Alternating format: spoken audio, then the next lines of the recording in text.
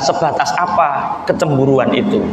Walaqad shadaqa asy-syair al-hakim haitsu yaqul la yaslumu syarafur rafi'u minal adza hatta yuraqa ala jawanibihi damu.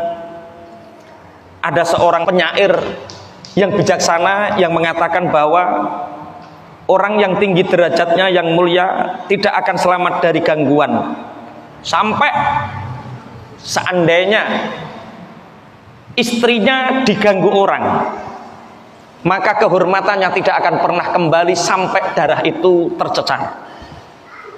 Ini bukti bahwa laki-laki yang jantan itu, yang punya penjemburu, melindungi istrinya, melindungi anak gadisnya, membela istrinya, membela anak gadisnya. Siapa yang berani menyentuh anak gadis kita, siapa yang berani menyentuh istri kita, maka taruhannya adalah tertumpahnya darah. Iku nek basa Madura niki piye ya? Nah iya bahasane carok. Gak wong Madura ana sing muni bahasa Madura bahwa ana wong Madura to. Mboten. Memang setelah agama, kemuliaan kita itu adalah kehormatan.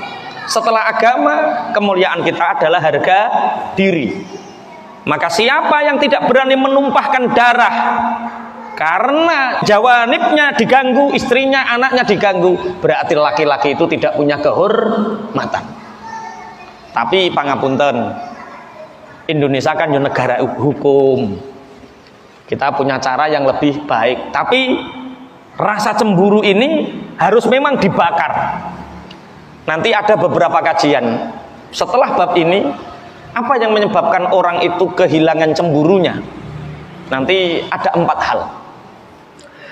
Fa'idha alim tadzalika ayyuhal akhu al-muslimu, ketika kalian sudah mengetahui tentang ini, saudaraku muslim, wa kunta ghairatin ala dinika wa irdika hana alaihi an tafdihi ma bi ruhika wa damika qabla jahika wa malika wa waladika.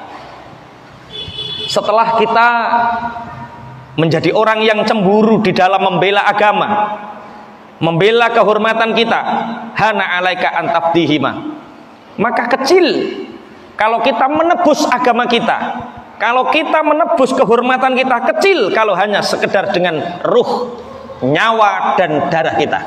Bela agama kita dengan nyawa dan darah kita, bela kehormatan kita dengan darah dan nyawa kita. Qabla jahika wa malika wa waladika, sebelum kita menebusnya dengan kehormatan, kedudukan kita, harta kita dan anak-anak kita. Fa innalil irdi quddasatan, sesungguhnya bagi kehormatan harga diri itu ada kesucian. Min huramiha, menebus daripada kemuliaannya. Faqad hurimal hayatu asyarifah wa man hurima asyaraful hayat fa huwa aktsaru minal hayawan. Siapa yang tidak memberanikan diri membela kehormatan dengan nyawa dan darahnya, dengan kedudukan dan hartanya, maka orang itu terhalang dari kehidupan yang mulia. Wong kok gak wani mbelani bojone, gak wani mbelani anak wedoke, gak wani mbelani agamane dengan taruhan nyawa dan darah, maka orang itu terhalang dari kemuliaan, terhalang dari kehidupan yang mulia.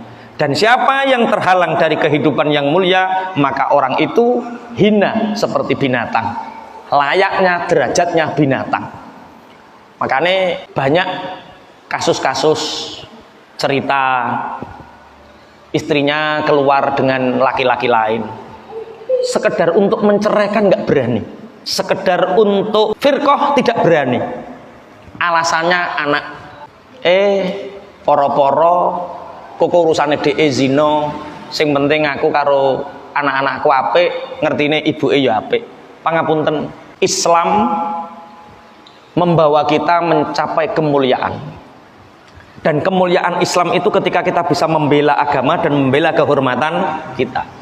Istri yang berzina kita tahu, suami yang berzina kita tahu, tanpa sadar membiarkan perzinaan itu, perselingkuhan itu tanpa sadar, itu sebenarnya juga dosa yang dilakukan pasangan itu nyiprat ke kita.